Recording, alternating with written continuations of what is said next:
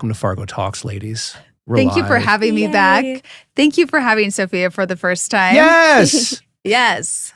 Well, it's as a dad of and we talked before, of an almost 17-year-old stepdaughter, and my daughter's 16. So I'm like, yes, of course. Yes, Come Sophia's on. 16, everyone's 16. Come on with her fangs. Let's check in. Oh, yeah. These are so badass. Fang day. She just got these on literally right before here. So, Sophia, walk me through the mindset of just wake up one day and go, by golly, I want some fangs. This was actually, I've been wanting fangs for like 2 years, and I've just been seeing them on TikTok for a very long time, and I've always loved vampires, and I've always wanted vampire teeth, and I've always tried on like those glued on ones that you do, but they just never like sit right on my teeth. So these are made right, they fit right, and I love them. Those are like veneers, like that's like legit fangs? It's composite bonding, so they just bond like tooth material onto your teeth. So it lasts like 5 to 10 years. Or more. Yeah. Yeah. So we do a podcast in 5 years and you come back here, you're going to have those fangs on. Yes. That's Could be. awesome. Yes, definitely. Sophia had me going to so many dentists, by the way, like last year, the year before. And I'm happy we found a really good dentist here in Las Vegas. So, yeah. How'd you find the dentist? Like who has the most like 5-star fang reviews? yeah, after like everyone else that I was looking at, I think I just went fang crazy on the internet. And I was like, I need to find the best one. Did you use AI?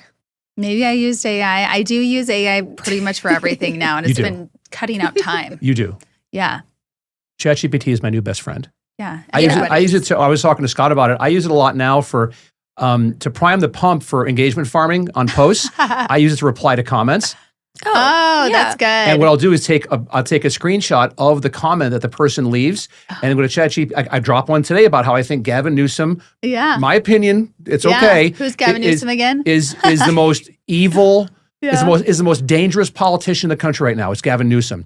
So people are coming in and defending him that all live in California. Okay, I go to ChatGPT and say, this is what I said. Yes. Here is a screenshot of the comment. Give me a biting, factual reply. Yeah. What did AI give you? Gold. Like one was Isn't like it gold? one's like Star Wars theme, and it gave me a Star Wars theme one back. Oh my God. So good. Yeah. And then you just see the views go Yeah. boop, boop, boop, boop, boop, boop, Yeah. and just keep going up. And I so love it. Don't you love AI? It's like, oh, I wish we had this invention when we were like, 5 generations back. it's bananas. Yeah. Like what we're in now, and you're seeing it, my love, is like what it's going to do. Again, for good. There's a lot of not good stuff, but the good stuff is like just the time it saves you. Yes. Yeah. Like, I don't want to sit and reply to all these comments. I don't want to think about the comments. Think about what am I going to say. And we have lives. By the way, we used to do so much thinking that we did not need to do that much thinking. It's so true. Life should be like thoughtless. Like I don't even like to plan.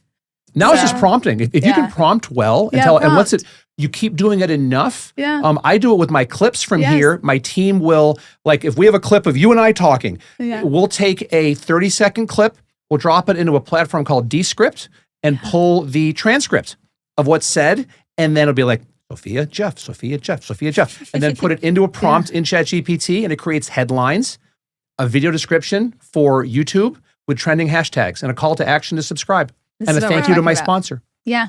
Sophia might podcast in the future, so she'll take some notes. Whenever, let me know. I'm happy to help you out, kiddo. Podcast Seriously. notes. This is episode like 113, 114, and I look like this and still have like a decent 4 to 5 million people a month are checking me out. Don't know why. My head looks like my neck threw up, basically. It just is what it is. Oh my God. There are so many guys around me who are like, I need to work on my neck. I'm about ready to do a facelift, actually. So You don't need one. I know a guy here in town who was very good that was trained in Beverly Hills. I'm actually going to be doing it in Beverly Hills. No, yeah. that's where you want to go. Yeah. I started intermittent fasting like 2 months ago. There you go. No neck surgery. We just fast that. Well, that's what I'm down 30 pounds. I've lost 30 pounds. Oh, My skin's gotten better. Like Wow. oily T-zone's kind of gone. Yeah. I used to have more chins in the Chinese phone book, like just crazy.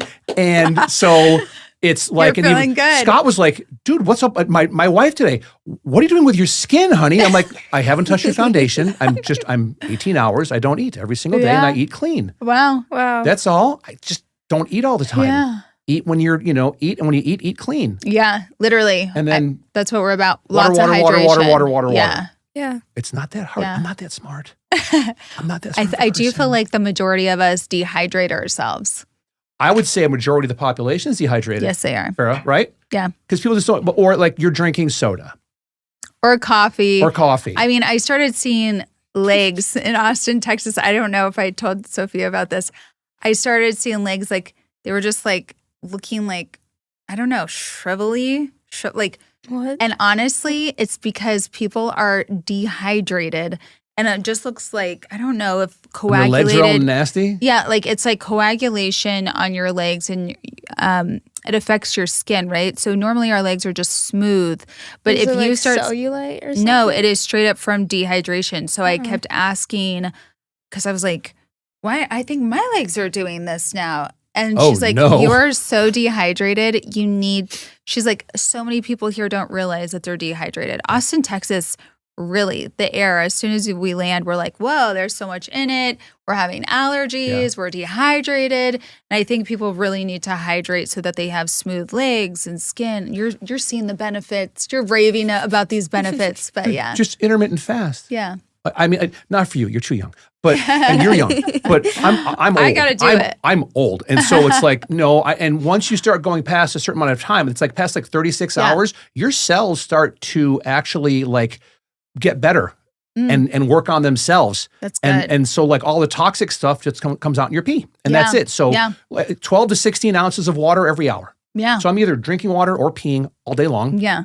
And cheers that's to that. And then I'm going to have some water. And cheers to that. And then cheers to that. Also, it's like don't eat after like 6 o'clock, 6:30. 6 o'clock. I know. You guys are like we're gonna have third dinner by then probably. Both of you I two. will say this. So you say don't eat after 6 o'clock. She says don't eat after 9. I have a hard rule. Stop eating after 9 p.m. I'm like, we're rushing home. We need to eat. You better have that down your throat in 10 minutes. It's about to be 9. Hilarious. Because honestly, like our circadian rhythms and our food and our stomachs and everything, it just totally, you feel like frumpy. If you keep eating at 1 a.m. I don't feel frumpy.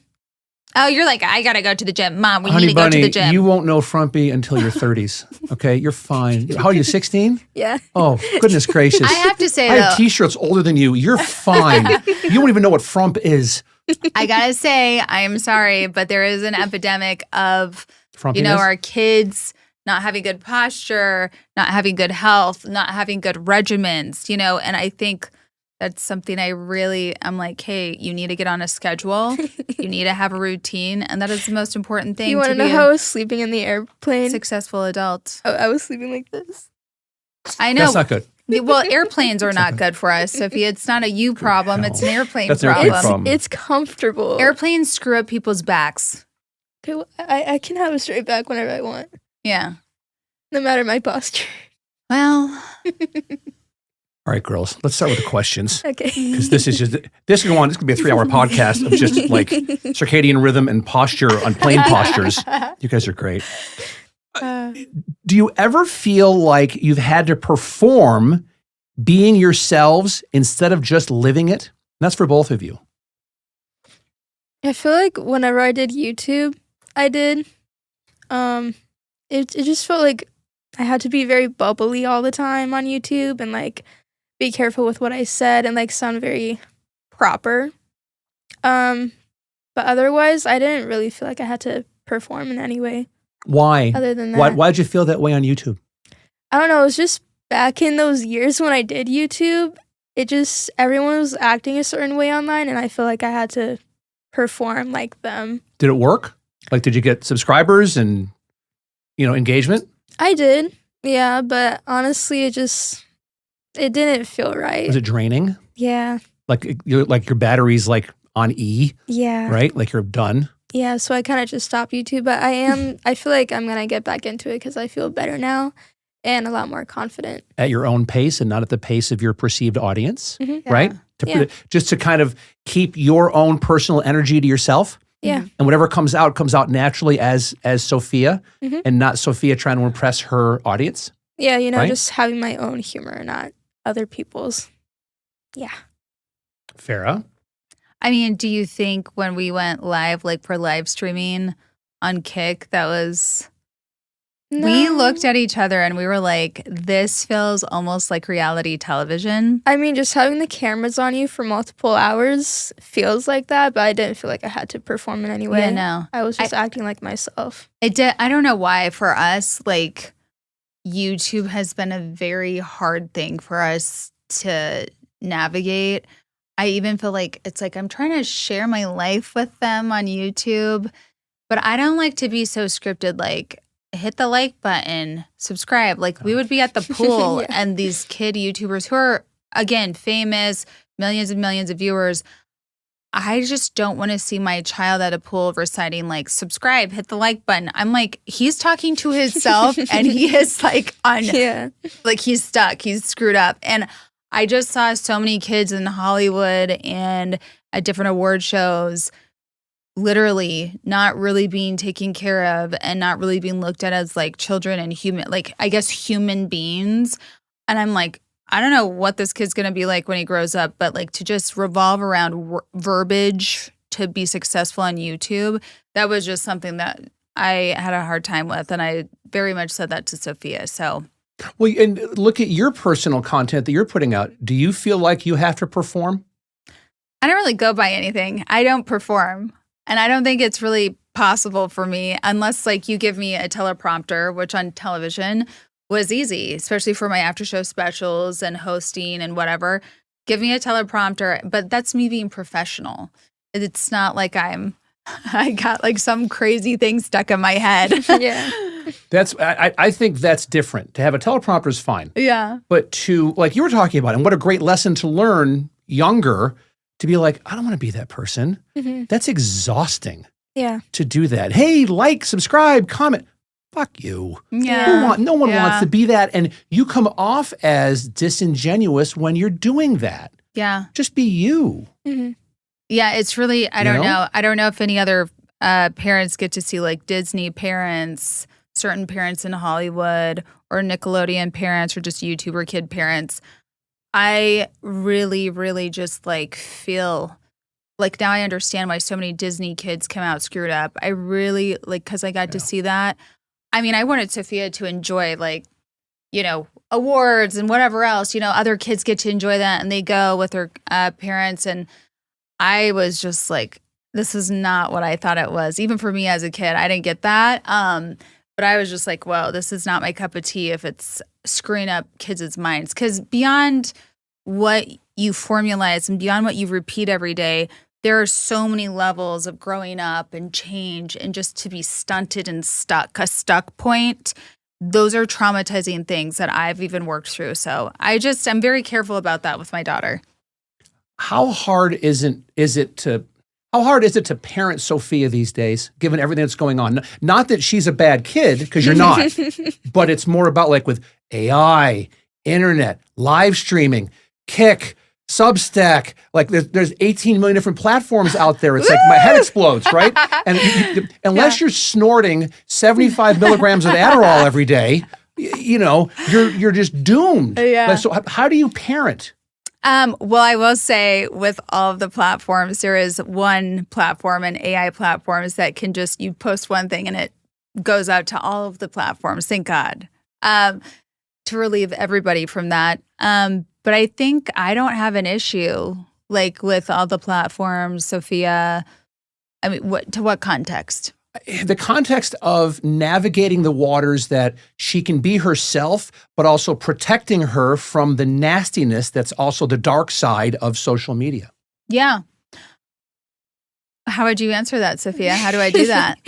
I mean, I feel like I don't really need her help anymore since I've basically grown up with it my whole life. And I kind of just taught myself in a way to not be affected by any negative comments or rumors that people would tell me online or in real life. And I've kind of just grown up from that and I don't really care about that anymore. And if I do see a negative comment that I really care about, I would just block them and move on. There was a big learning lesson of that. And I think it was the moments where we have some very deep hurtful, transformational, transitional times in our lives and that we kindly share online that have been just abused. I think one was where our dog just passed away unbeknownst to us. And we just tried to share that because he was a part of our TV show. He was a part of our lives. People loved, he was his own character. And they blamed Sophia at a time for that, but they were making it up in comments. And I think unless you hear something from someone, whether it's my job profession or if something passed away and how it passed away, I think people really need to lean into like consent, what is said, and just know, like, again, people call me a bully, but I'm going to just say it like it is. Bullying in comments, abusive, gaslighting, just straight up lies, that's abuse in comments. I just don't tolerate it. So I think I raised my daughter to just know, like, yeah, we've been on covers of magazines where they're basically bullying your mom, saying she doesn't want to have you anymore, or is lying that I don't want to have you or something. And they don't care about the human or the lives that they affect. And I think that beyond social media being dark, I think that is the darkness in our world completely. And I think the majority of humans who talk negatively about other humans or label them negatively, let's just call it for what it is. You hate humans. That is sad for you. I love humans. I love the gift that I've been given from being on television with my daughter and the gift of humans and the gift of people and how that's enriched my life. That's a gift. And I think, like, no matter the wrongs of producers, the wrongs of journalism, the wrongs of haters on the internet, I'm going to still love humans. And I think I wanted my daughter to never let people who hate humans affect her. I think I said that pretty loudly a couple of times. Yeah. I love that. Are you an optimist, Sophia? What does that mean? That means that it's like when you have a glass of water and the glass is half full of water and you go, oh, I have a glass half full of water, not, oh, it's half empty. That would be a pessimist, someone that's more like negative. An optimist is more positive about their outlook on life. Yeah, I would say I am that fully. I think you are too. Yeah. Because of that one right there. Yeah. Because of your mama. Yeah. Right? Which is a wonderful mom gift to give to your daughter. It's just because I have, two kids and a stepdaughter that I consider my daughter, and I parent every day like it's my last. Because you just don't know. Yeah, you never know. Right? As a mom, you just don't know. You do not Heaven know. forbid, but I could walk out of here, get hit by a bus. Seriously. My kids know that. But, seriously. But you just don't know. But that's what I feel like. But it's like my kids know that I love them very much, and I know they love me very much. Yes. Mm-hmm. That's it. Yeah. Yeah. And you don't judge other people. You just, you know what? You try to make yourself better than you were yesterday. Mm-hmm. You're going to fail miserably at stuff. That's okay. Mm-hmm. And it's so great to have a support system here that when you do take that gut punch sometimes, you've got someone to hold you and love you and go, baby, it's okay. Yeah. And we'll live to fight another day. Yeah. That's pretty cool because a lot of kids don't have that. Yeah. And that's kind of neat. Mm. Yeah. I love her because she agrees with everything I say. This could be a 7-hour podcast. It's just Jeff and Sophia's show. God, this I love her. Fucking great. I love her. Farrah, when you look at Sophia now, what part of yourself do you see the most, and what's completely her own? What part of me does Sophia show? Did you say? What part of Sophia do you see of you in her the most? Did you get that? Yeah. Okay. I guess I don't really see much of me in Sophia. No? I do. No, Jeff. What do you think? No? What do you think? You answer your question for your mother. What do you think? Is there one thing that you is there one personality trait that you possess that you think you get from your mom? Maybe her confidence, I would say. I mean, I guess physical traits, she doesn't really agree with it, but I'd say like my eyes in a slight way, specifically when I'm wearing black eyeliner on my water lid. I feel like my eyes kind of look like hers. Like when she was like 16. I think the first thing you said, your confidence, Mhm. absolutely. Mhm. You get that from mama, Yeah.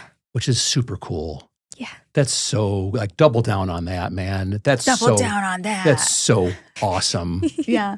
What's one thing that you think is completely like your own thing that's not your mom at all? It's Sophia and nobody else's, and you own it. Everything. Everything else? Physically and Mm-hmm. online. Everything. Yeah. I love that. Yeah. I love that.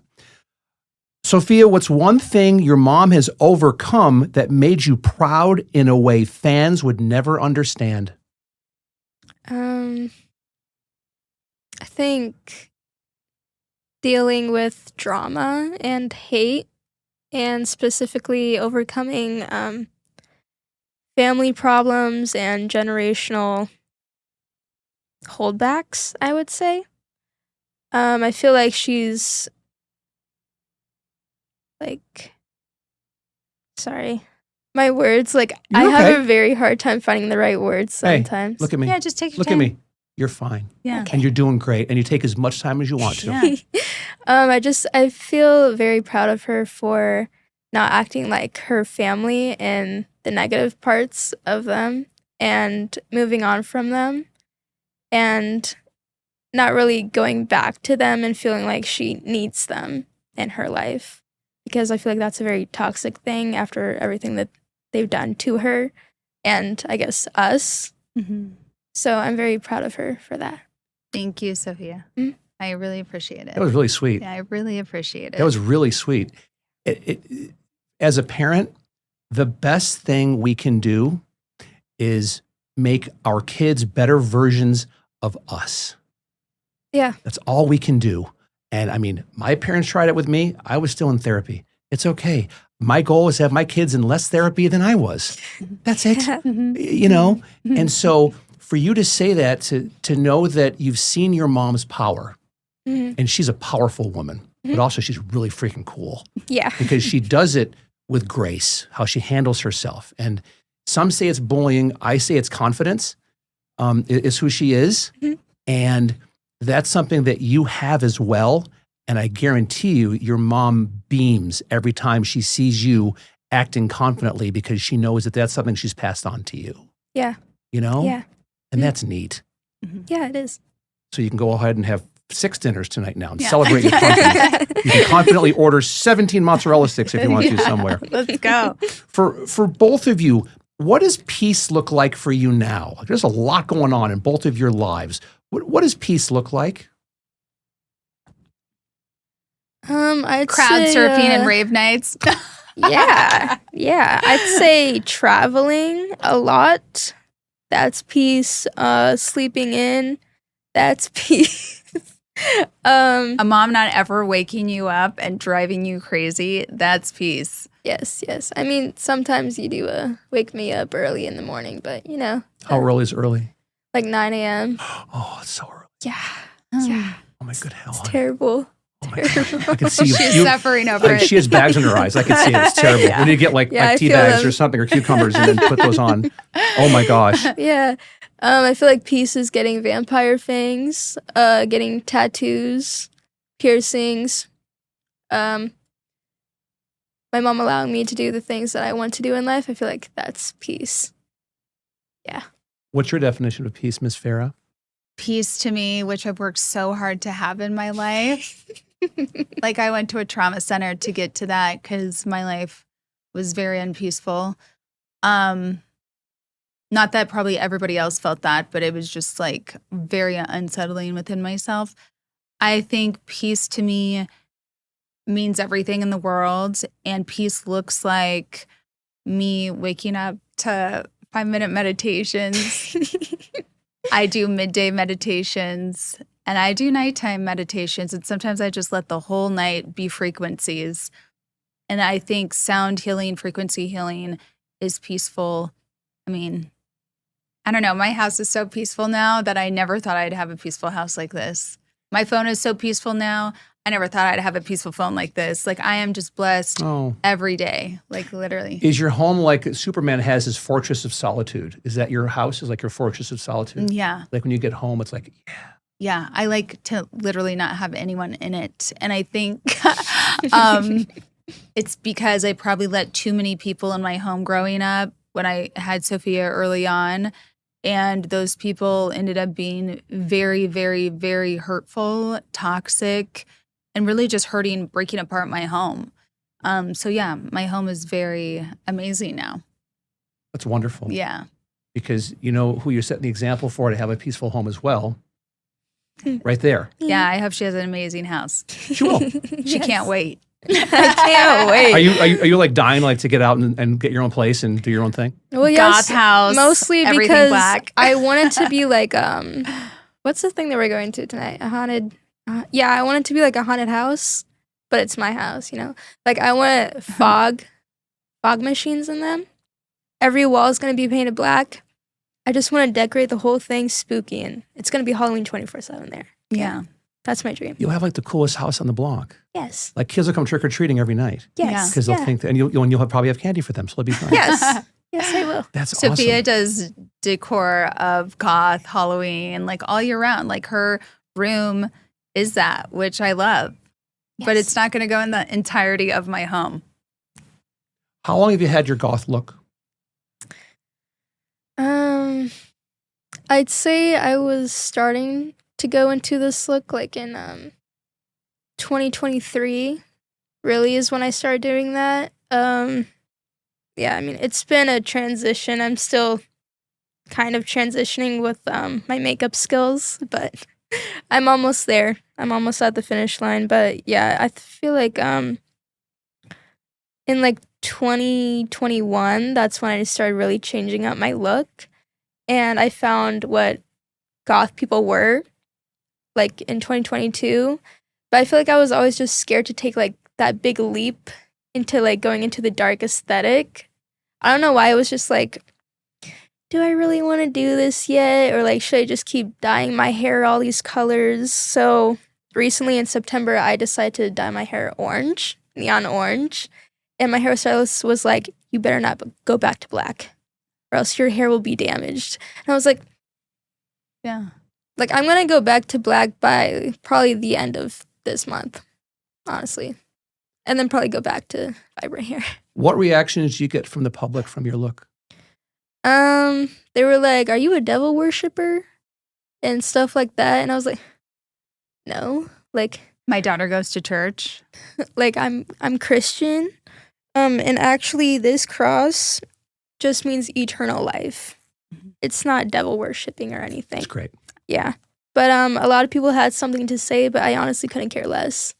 And, you know, sometimes my mom does ask me, like, what would so-and-so think of this before, like, I make a really big decision about, like, a piercing or something? And I'm just like, I don't care what anyone thinks, honestly, no matter who it is. I want to be myself, and I want to keep growing and become who I want to be and look like. You live for you, Yes. right? Mm-hmm. Yeah. And that's all that matters. Yeah. Right? As long as you're not harming yourself, which you're not, Mm-hmm. you know, Yeah. and you have a great teacher, Yes. you know, to guide you right over there, Yeah. which is you, by the way. Farrah. It's you. Am I here? Yeah, it's you. Yeah. Who's that? It's you, my little friend. I applaud you for your independence. Mm-hmm.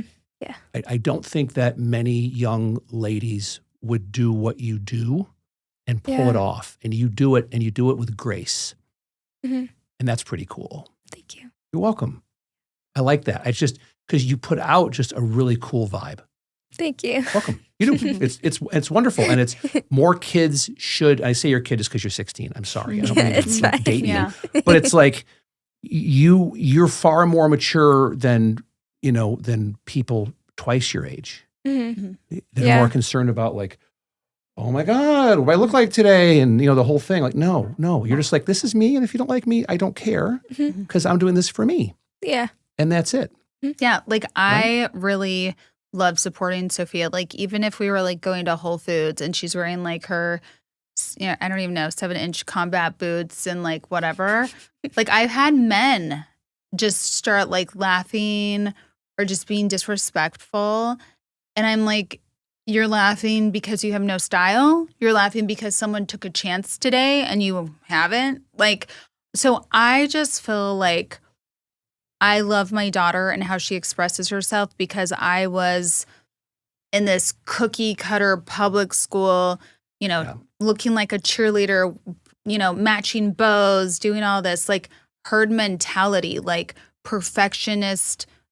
Like that's where perfection addiction started, was like fitting into a herd, looking all the same. And I think I just kind of started stripping that off my identity with identity work. And that's why I love supporting my daughter who knows what she wants. And it doesn't matter what everybody else, wants for her. Like they don't live in our lives. And I think that's super important. So a lot of my other friends who have Gothic daughters, homeschooled children, they often say like the reaction that they get is that their kid doesn't believe in God or their kid is satanic. And I'm like, aesthetics have nothing to do with your spirituality or the religion you choose or like your faith or your belief, your relationship with God. Like your aesthetics is just, it's a fashion choice. It's just whenever somebody, and this is just a psychological fact, if somebody is laughing at you, at me, whatever, they're sad. And it's their sadness is being masked by anger. And the anger is being molded into, bullying and being abrasive. That's what it is. If you peel all that stuff back, inside they're super unhappy with who they are. I know they would want to wear bold outfits. They just haven't taken that step yet. my son is 9 and he's a redhead with blue eyes and he's the best. And he's going as Jason for Halloween with the hockey mask and all that, right? Yeah. And so which I'm like, do it. Let's Jack, go. do it. Let's go. Let's go. I'm taking him trick-or-treating in our neighborhood. And he has like a machete with like fake blood on liquid on it already. I had that last year, I swear. So he can't, at his school, they won't let him bring like weapons. So he's bringing a lightsaber instead. Why? He's going to be Jason with a lightsaber. And I said, Jack Jeffrey Fargo, if anybody can pull off Jason with a lightsaber, it's you, my little love. Yeah, let's go. Go forth and kill any Sith Lords that you see during first period. Take care of them. Oh, my God. Cut them in half. Oh, yeah. I wonder what the teachers think about that verbiage. I can't wait. I'll get a call. I'm sure I'll get a call. But it's these days, and then something I want to talk about with you guys is we live in such a critical world now, and with social media, with judgmental society that we're in, how hard is it to fly your own flag and do your own thing and be your own person? It's not hard for me. Yeah, I think my daughter sees me like be the one person in the room, ganged up against like 20 other people on my calls, in my work, in my school. Yeah. So I stand very firm in what I believe in. So speaking of firmness and what you believe in, do you guys talk politics at all? Or do you not care about politics at all? Sophia always asks me about politics. I personally do not talk about she doesn't talk about them. Publicly. I don't. Okay. That's fine. I respect that.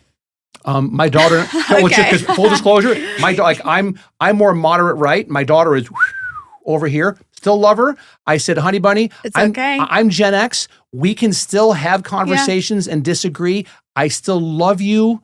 With the heat of 1,000 suns, I love you. Yeah. And it's okay if that's the part of social media I can't stand is if we disagree on social media, you're dead to me. I want nothing to do with you. No. It's about keeping dialogue going. Let's keep talking. Yeah. Right? I mean, that's all. It's totally okay. I think you're wonderful. And so whatever your political beliefs are, I back you up 100%. I'm Team Sophia. I'll fly that flag. Okay? Seriously, I just think that more people need to be able to be open about disagreements. Yeah. It's okay. I mean, so like growing up for me, for instance, my grandparents would go and talk about politics at the mall. And I'd go with them and I'd enjoy it. And I love just looking at all these conversations. I love figuring out what I believed in. I would, ask my grandfather questions. We would have I think his name was Rush Limbaugh. There were some really, really good men on the radio growing up who would talk about every kind of side of politics so you could have reasoning. And I think when you don't have those voices that people have tried to hush, cancel, and quit those people, you don't really get a full rounded sense of politics and your views. And I think even at church this year, I think it was the presidential election. Church this year, the pastors were bringing in like your Christianity into how you vote. They didn't want the church, not being able to come together. You can have your side. Everybody can have their own thing. Yeah. And but we're going to just talk about normal reasoning, normal beliefs, if your church beliefs are in there. And I thought that was beautiful. I shared it with Sophia and I was like, you have to have a way of sorting through things and reasoning. You do not just believe anybody and what they say or somebody else's beliefs because it's not going to work for you. You are your own person and you need to figure that out. And so I love all the things that I've shown her of working through politics and views. And also, you shouldn't be traumatized by politics. I think that's the reason why I talk to my child about politics is if you are consistently stuck thinking or negative due to politics, you're letting politics traumatize you, and I need you to be stronger than that. I need you to work through that, and I need you to focus on getting other things done. So that is really why I, as a parent, work through politics and just get it going and get it through there, because other people will hurt and harm their lives, their families, their health, their wealth because of their traumatization around politics. Well said. It's true. I mean, your mom loves you, right? Mm-hmm. That's all that matters. Yeah. All that matters. And that it's cool that and again, I totally respect wherever you're coming from. You have to talk about it. But you know that you have a safe space, you can still talk to your mother. Yeah. Right? Mm-hmm. And that's all that freaking matters. Yeah. So, Farrah, this is for you. I wonder why you're so tight-lipped about that politics here. It's because people always have something to say about either side that you're on. And I just feel like, me personally, I wouldn't want to put anything that I believe in other than like religion, obviously, out there.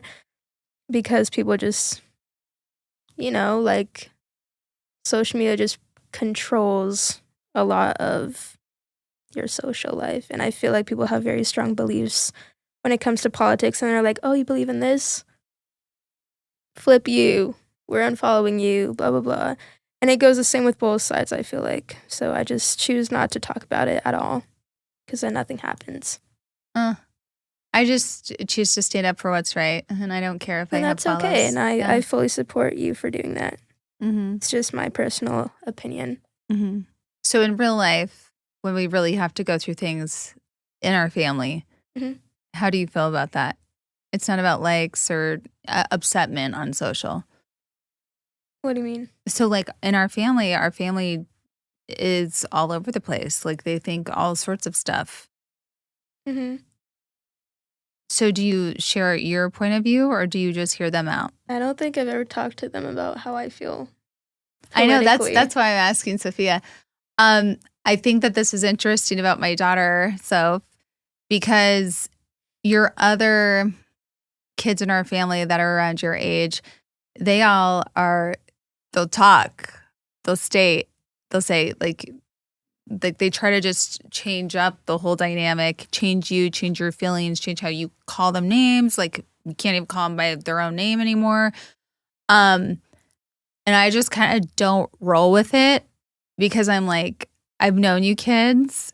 I respect real changes, but I also am not like in denial. And I think Sophia can be so kind to a fault. And this is what I always tell my daughter. The one thing that I most regret in life is being too kind to the wrong things, the wrong maybe missions, purposes. So I always say, don't be too kind. And I know that might be like the bully tagline of everything, but looking back at my life at a trauma center and hearing everybody else out, what spoke true to hearing everybody's stories was everyone was too kind to the wrong people and being misled. And so I really have like my foot down internally of my family with that. Mm-hmm. Yeah. Sophia really keeps it to herself. She's good. Yeah. Sophia really. She's good. Honey, do me a favor. Bring this a little bit closer to you. Okay. Thank you. Farrah, this is going along with, we're going to talk politics for a second. Farrah, why not? You were, all right. Farrah, you were expelled from your master's program after expressing your views about Trump. What did that experience teach you about standing by your beliefs and handling unfair treatment? Yeah. So I think, for one, politics do not need to be brought into school dynamics. But when you have conduct departments, you have teachers basically stalking you. And I think like that is a very harmful thing of being a public figure and trying to do anything or have any success. I mean, that is why I'm successful, honestly, is because I've had to deal with people finding any little thing, politics included, to harm me with it. So I think like seeing irrational radical left taking over in a hostile manner our school systems, our graduate school systems, and then Charlie Kirk died while I'm getting a master's program. Of course, I'm going to talk about that. Someone almost got shot in the head and couldn't be a president. So of course I talked about that. There has just been very big things that are changing everybody's lives. And again, I like humans. And so I will stand up for humanity and I will talk about it. And that is a sad reason why I got expelled, I guess, for my beliefs and them stalking my social media and anything that I say outside of school. What school was it? Western Governors University, which is actually an online, self-paced school. How you could expel someone for their own self-paced program is against our civil rights, is against the law, and the majority of them don't show up to work or school, but they do show up to harm and hurt your own dreams, your own goals, and get in the way of that, which in turn fails the mission of all universities, which is to increase their graduation rates. So I've spoken, and I don't care to waste my time on people who have no degrees and licenses. Just put letters behind their names. You can have PhDs, you can have doctorates, but if you're dumber than a box of rocks and you're expelling people for doing nothing, then I don't even know why we have schools anymore. So do I believe my daughter should get a degree and be successful in education? Yes. Do I believe there's a huge, massive school reform that's undergoing very much louder than probably 100 years before us? Yeah, I think that there's something majorly going to have to change in schools, from speaking to attorneys and my new legal team who's going to win. So yeah, I can't wait. And I can't wait to also get my law degree because I'm onto my doctorate, my JD, and I can't wait to do pro bono work against these universities who are expelling amazing students. So yeah, I mean, they just all light the fire right under me, wrongfully fire me from a show that I create, just cancel me out of my own degree program that I pay for. There's just a lot of great learning lessons that never take me out. So I love your brain. Yeah. I love her brain so much. Keep fueling the fire. Keep feeding me negativity. I eat it and I just spit out greatness. I love your mother's brain. It's so freaking good. All right, Sophia, you don't do many interviews or podcasts. What made you say yes to this one? And what's something people consistently get wrong about you that you want to set straight? Well, the reason why I came on this podcast is probably because I called you before I came here, honestly. I just felt a lot more comfortable coming on here, and thank you, by the way. It means a lot. Yeah. Like as a dad and a podcaster, thank you. Yeah. I mean, I feel like I haven't really done that before I came on a podcast. Mm-hmm. So, I mean, I just feel a lot more comfortable coming on here. I also have a tad bit of social anxiety, so that's why I don't really do that much. But I'm happy I came here. Sorry, what was the second question? Well, the second question was, what's something people consistently get wrong about you and you want to set that straight? I mean, I don't really think that there's a lot of things that people get wrong about me. People just have a lot of opinions about me, I would say. But no one has really gotten anything wrong about me, honestly. I think recently there was a video. I don't keep track of receipts or anything, but there was a video recently and you like literally blocked the person because you were like, she's insinuating that we have issues with your tattoos. And you're like, that's just completely wrong. Like, I don't look at you that way. You don't look at me that way. Well, I mean, that's something about you, of you not supporting my tattoos. No, I think she said like, oh, Sophia's doing this because she knows that she upsets her mom. Oh, that, yeah. You know, like there was this whole spiel and you like just blocked her in the middle of it. Yeah. I mean, people do say that I do things to like rebel against my mom or like just do things out of rebellion. I don't really do that. I do things that I'm happy doing and that my mom's okay with. And it's just a very healthy relationship between me and my mom. And she's okay with the things that I've done in the past years with body modifications and all of that. And I'm very open with her. And yeah, we just have a very healthy relationship. And I feel like people are either jealous and take things out of context. Yeah. And they're jealous of our relationship and how healthy it is. And they don't have that themselves. So they try to make things seem like something that it's not. Well said. Yeah. I agree. Not that it matters, but I agree. Yeah. I mean, yeah. I don't know. But like I say to Sophia when I see this, I'm like, I just say like, Sophia, I totally understand where they're coming from. I'm like, look, I used to wish like I had a relationship that you and I have with my mother, and I would often be over at other girlfriends' houses and they would have great relationships with their moms. And I was just like, oh, thanks for having me over. Or, thanks for letting me be a part. So, I mean, it's just, I think some people just don't maybe even have friends to see it with where they live. And everybody has just really screwed up relationships and mommy issues with their moms. But I think that is even why, though, I am so grateful for my daughter's, like our work and our relationship and everything like that. And I love to show that because I almost feel like sometimes it's like a norm to just talk negatively about your kids, not really have your kids close to you, just kind of like sideline them. And I think like that's one of the things I probably say to my daughter the most is I can't stand going to the salon. I can't stand mom groups. I can't stand a lot of places because if I start hearing it, and with my ADHD and my mouth, I'm like, girl, you want to just like take that somewhere else? Because I don't want to hear negative things about your kid. So I do kind of like, because I just heard that so habitually growing up. And I think if sometimes Sophia doesn't understand like when, like if I've heard enough somewhere, like I got to leave because that's the last thing I want to do is traumatize another kid after what I went through from being talked negatively about so much. So I kind of like tell Sophia about that. I don't think she was like like, it's so great that your kid's so not traumatized or damaged that they can't even tell how other people get traumatized. But sometimes I just have to like remind stuff about like little things like that. Cause it's, it's just crazy.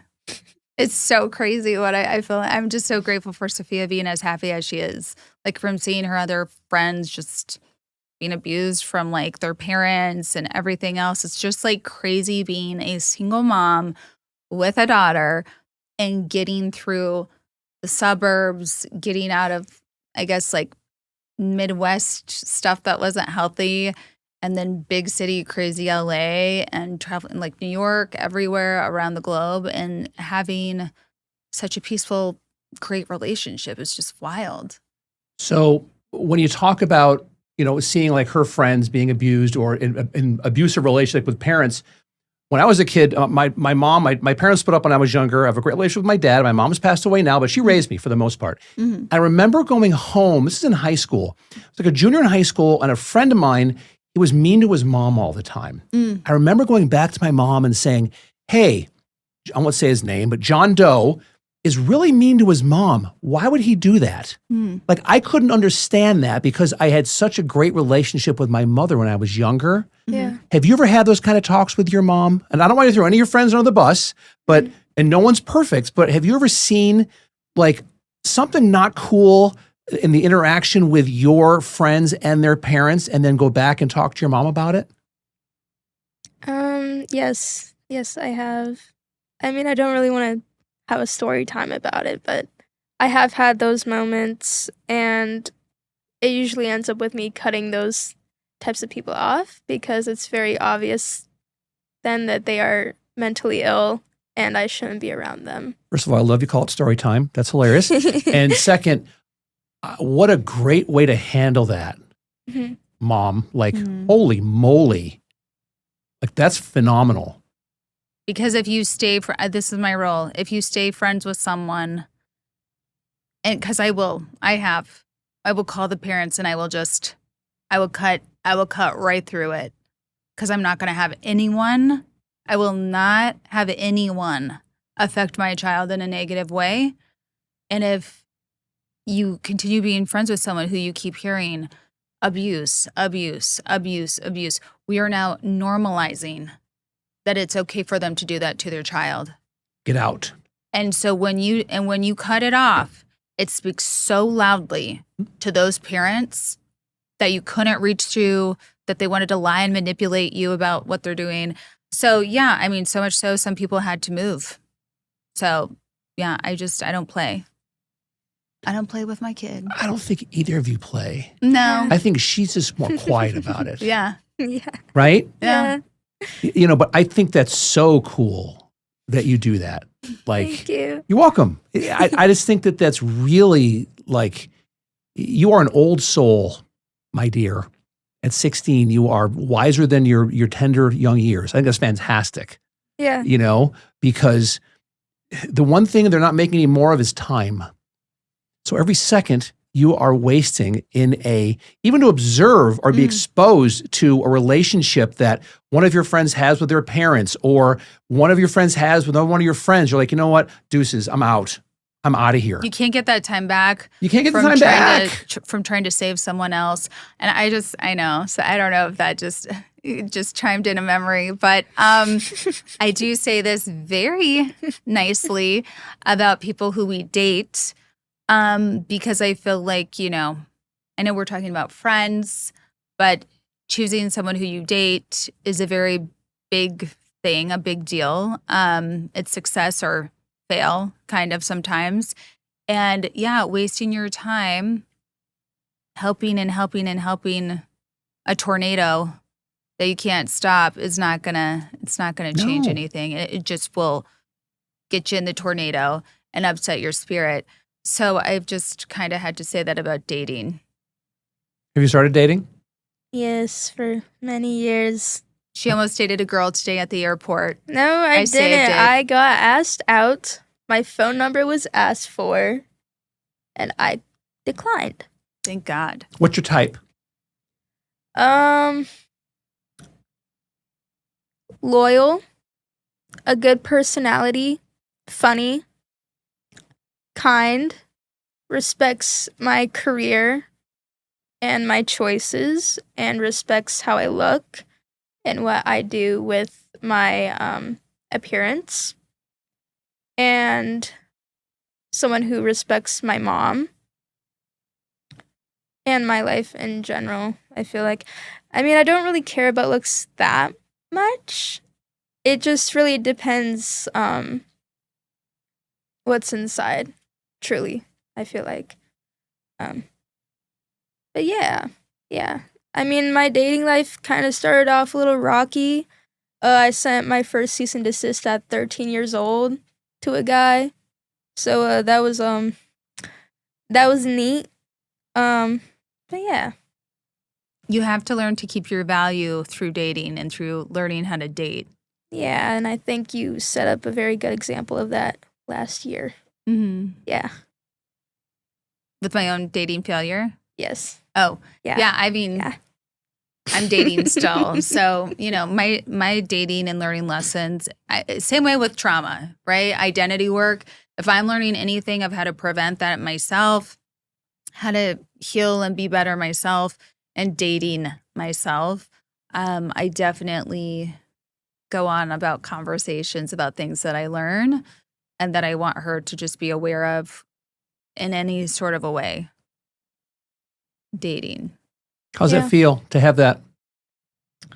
Feels really good to have an example to learn from, I would say, and also just to learn positive things for when you're dating from her also, because she has had a lot of bad dating experiences. Mm-hmm. Have you? I'm sorry. Thank God I've had so many bad dating experiences. So I can really make sure if you don't have money, if you don't drive, if you don't have a job, best believe this mom's not going to be paying for you to date my daughter. I don't fund family relationships, and I don't fund young boys who are still lost relationships. Thank you very kindly. I'll get off my stance. No, she won't. She'll be on a stance forever. You know this, right? It's not going to stop. Yeah. It's okay. We'll talk after. It's okay. I've got you, kiddo. It's okay. But growth comes from learning from our mistakes, right? Yeah. I love that you when I asked what's your type in terms of a girl that you want to date, you said some wonderful things. But did you say girl she wants to date? You mean man, boy? Girl, boy? I don't know. Man. Transgender? Yeah, I don't know. Okay. Like, where are we? These days, I have no idea. Sorry. Sophia has had a transgender ask her out. It's great. So, well, okay. I am attractive, I guess. No, and people will come up to you. Sophia. Any type of person. Any type of thing, person or thing will come up to you. But I do share that with you. Like, goodness, I've been on club tours, all sorts of things. So I totally empathize. So, all right. What are you about to say? What are you empathetic? Empathetic? Someone transgender has asked you out before? All sorts of things. You've never told me that before. Well, I was actually in the moment with you when this happened, but when you had that whole camp experience. Oh, yes. Okay. Yeah. I mean, it wasn't moving it wasn't about yeah, me. we are not having story time about the camp experience. No, Farrah. no Not story happening. time. Even I can see that, and that's okay. So if I may ask, what genders are you attracted to? Men. Men? Mm-hmm. Okay. Wonderful. I didn't know because I assumed that the woman at the airport so. Yeah. All right. So what age range for men? Honestly, someone that's not my exact age. I feel like in the past that just hasn't really worked out right. I feel like men my age nowadays are very immature. There's lots of brain rot going on nowadays. Rage bait to me. That's different. They're rage bait to me. Men don't rage bait me. I think that's also very immature to do to your girlfriend. A lot of them do. I'm not making it up. Well, mine don't. But I feel like someone a year older is 17. Yeah. That's fair. Mm-hmm. Yeah. Good for you. I dated your dad. He was a year older. Yeah. Good for you. Yeah. And the thing is, as you get older, my wife is 10 years younger than me. You're like, when you get older. And she's a smoke show. My wife is a smoke show. But it's just, it comes down to here and the connection that you have. I think when you're younger, yes, you keep that age range kind of tighter. Yeah, definitely. I feel like you have to. If and when you progress in age and you're still looking for that person, you get away from chronological age and look more for emotional and cerebral attachment and an attraction to somebody. And emotional. Then emotional. And then when you meet that person, I mean, I'll be 56 next month. I'm older than dirt. No, like you're not. I died 2 weeks ago. No one told me. Oh my it's God. Unbelievable. My parents got remarried at 60. So You're it's just great. like, and just like how. So it is what it is. And I think it's wonderful for you to be so dialed in with who you are. Getting back to the call that we had ahead of time, and this is just food for thought for you, that's called a pre-production call. Because of who you are and because of we did it our first time. I do with almost every single guest I have on the show, because if not, the first 10 minutes is like a bad first date. Yeah. Well, what do you like to do? What's your favorite color? Stop it. Please. I'd rather go to the dentist. Yeah. No, sorry. But it's like, oh my God. And so that's something that, because of, if you experience anxiety with things like this sometimes, I would make that basically, you have to do that before any podcast you're on moving forward.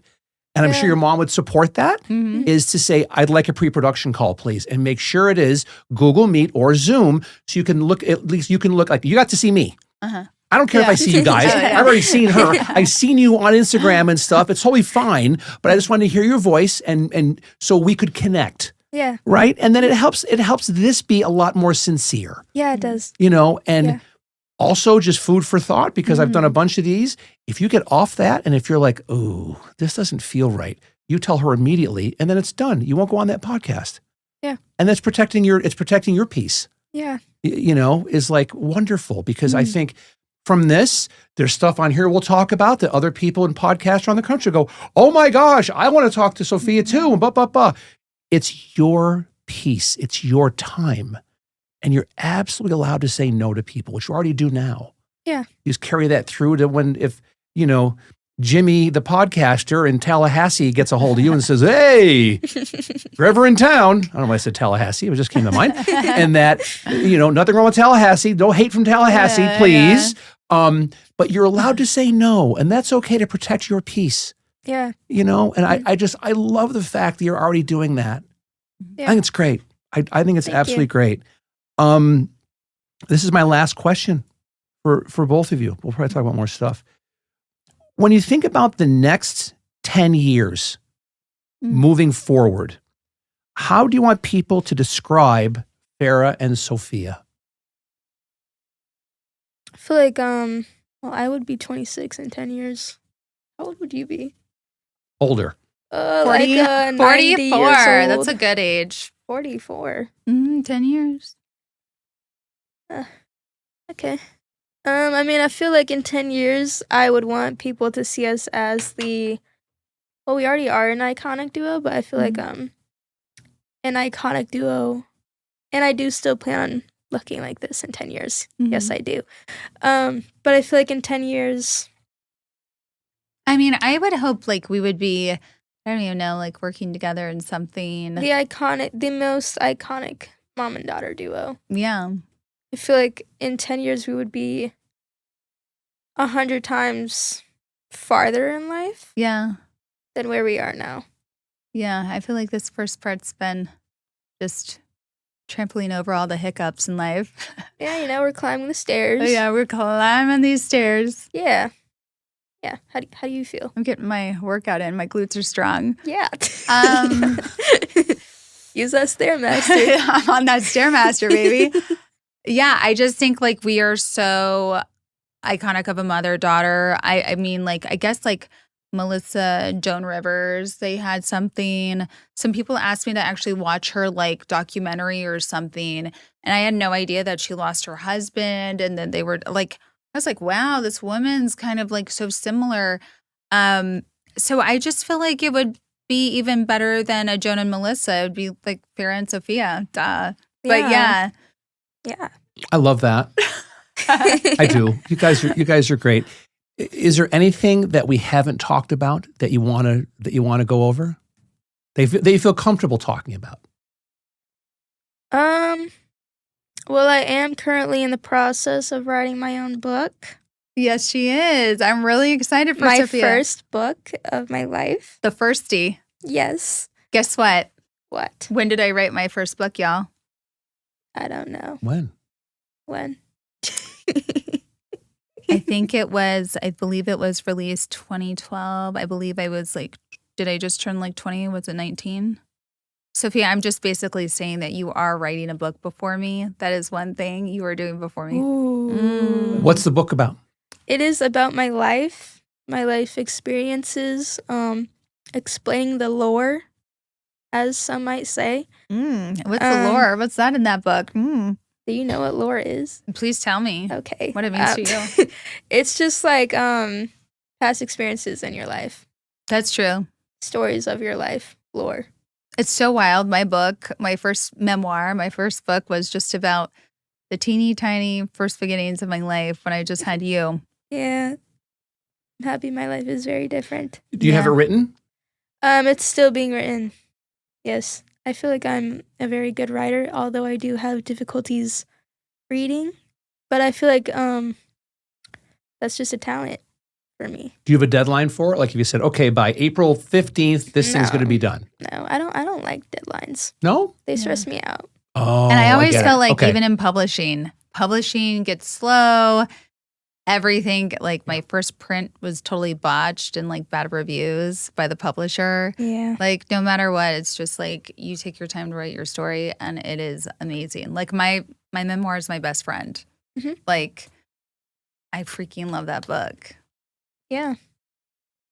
I mean, I'm putting 16 years into this book, so it's gonna. There should not be a deadline in this book. Good for you. Yeah. Like fully live your 16th year. You know what I'm saying? Yes. Before you close those chapters. Yes. As soon as it's done, I want you to come back on. Okay. Yeah. And we'll talk about it. Bet. Sophia's having Okay. a very big sweet 16 year. Like totally different years from my sweet 16 to her sweet 16. It's just so great being a mom and like seeing a whole like just an uprising in youth in like such a purposeful way. I love it. Do you want to be a mom sometime? Yes, but not when I'm a teenager. Not when the word teen is at the end of my age.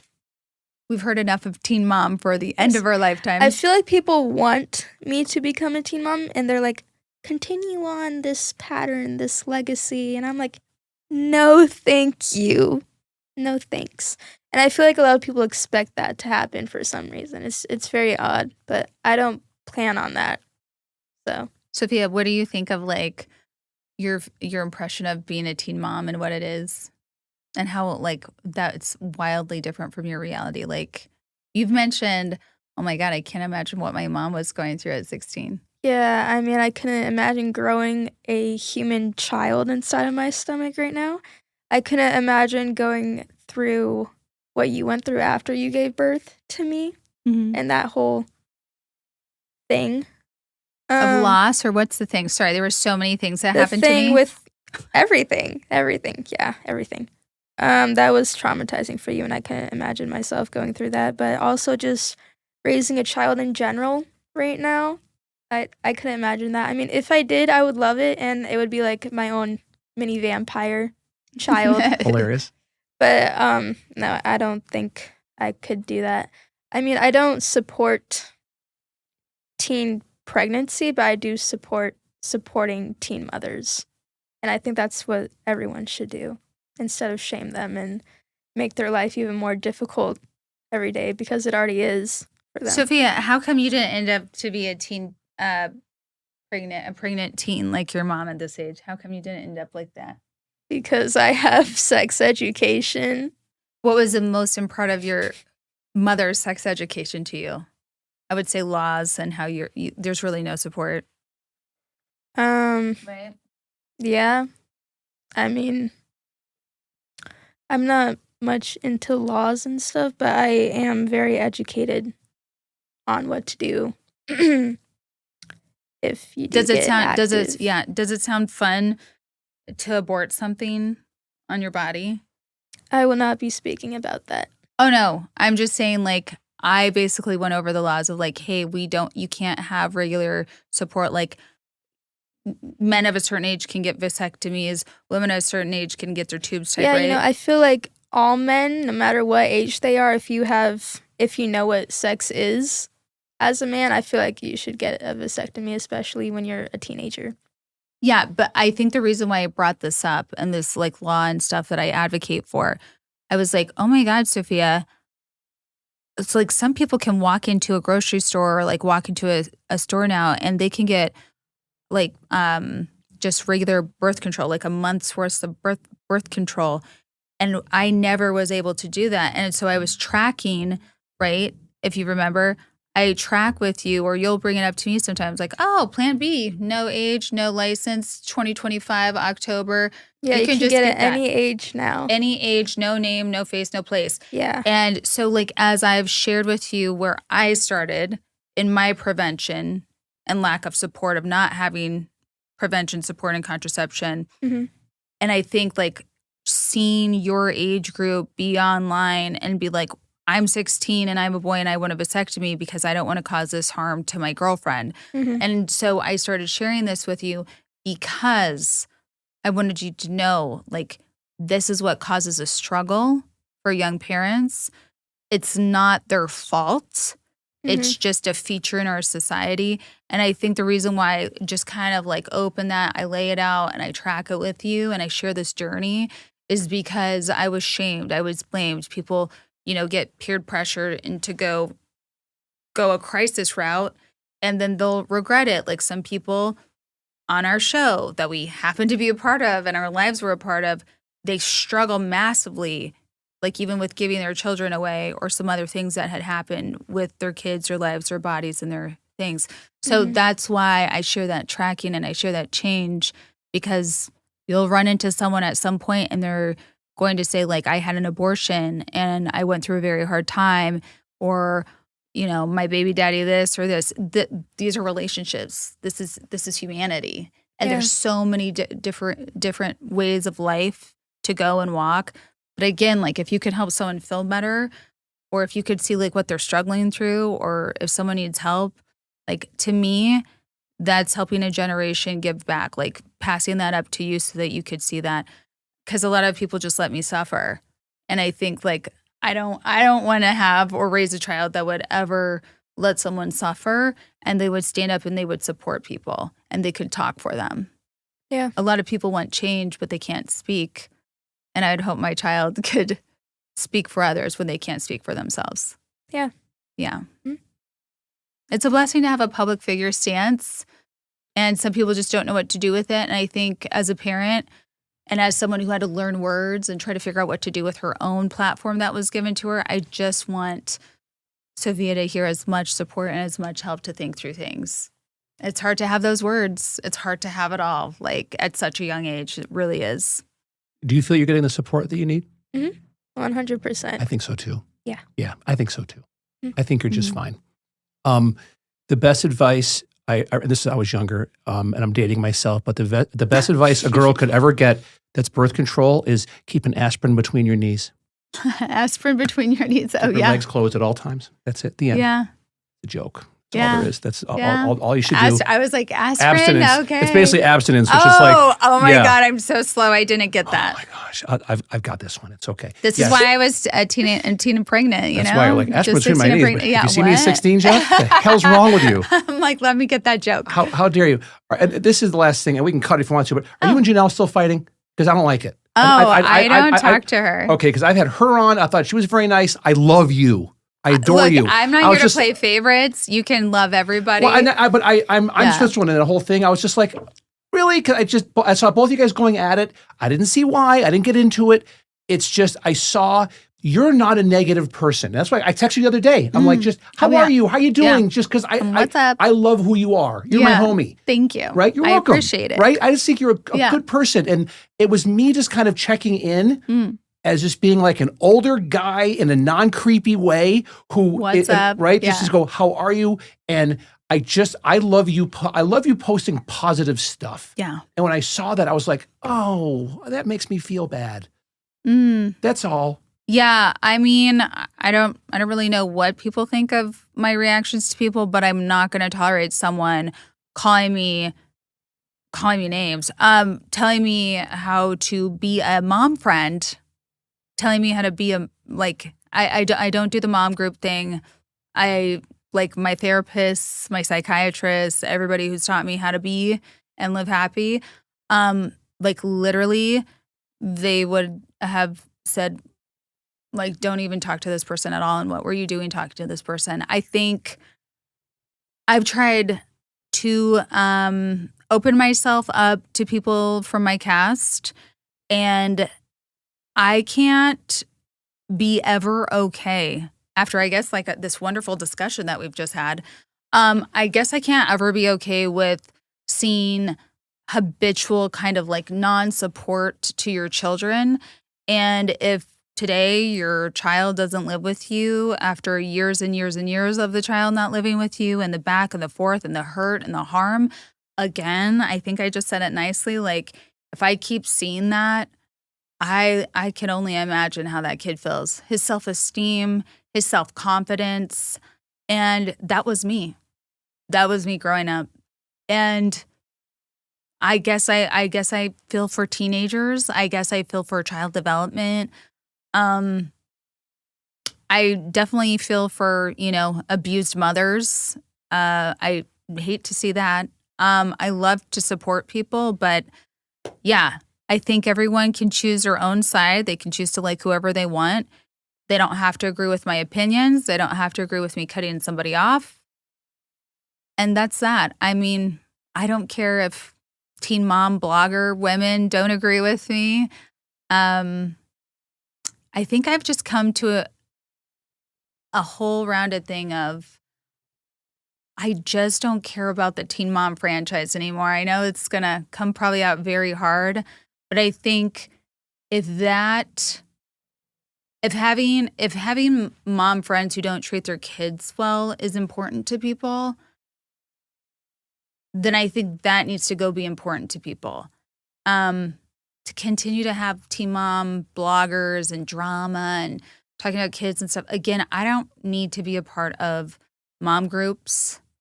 I actually think that causes a lot of harm and hurt is what I think I opened myself up a little bit to teen moms on my cast this year. And I've never done that for probably like over a decade, to be honest with you.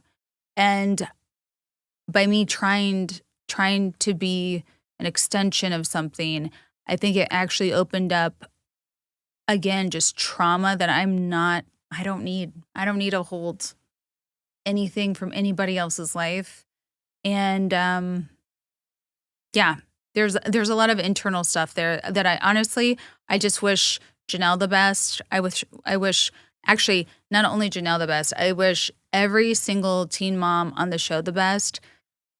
I think I am just completely, utterly done with teen mom franchise stuff. And I think I'm definitely needing to do that to just make space for, again, I'm on a stepmaster. My Stairmaster. my stepmaster, my stairmaster.